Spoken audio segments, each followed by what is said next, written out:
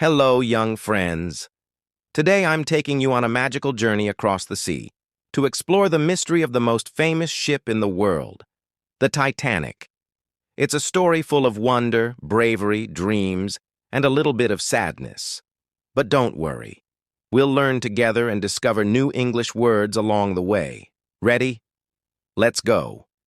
Over 100 years ago, in the year 1912, something amazing was built in England. A ship so big and so beautiful, people called it a floating palace. Its name? Titanic. It was the biggest ship the world had ever seen. It had swimming pools, grand staircases, sparkling lights, and soft beds. Some rooms looked like castles. People were so proud. One worker even said, "Not even God can sink this ship." That's how strong they thought it was. On April 10th, 1912, the Titanic began its first trip. It was sailing from England to America. There were over 2,200 people on board.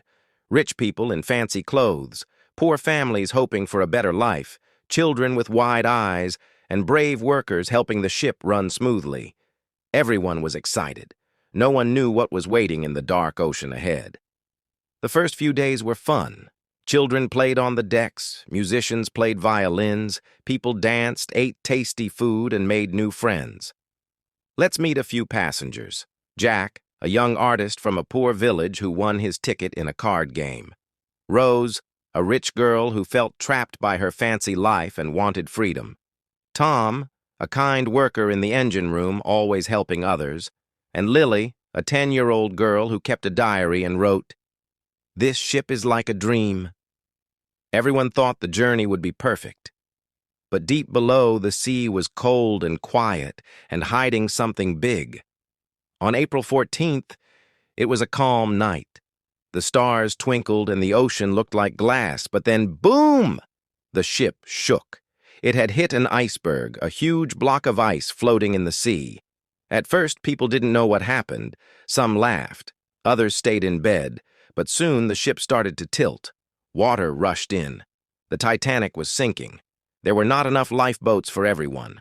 Only about half the people could fit. The crew tried to help. "Women and children first," they shouted.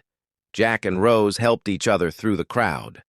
Lily held her mom's hand tight and whispered, "Will we be okay?" Tom carried a boy who was crying and found him a seat on a lifeboat. A group of musicians stood calmly and played music to keep people calm. It was cold, freezing cold, and dark. But even in fear, many people were brave.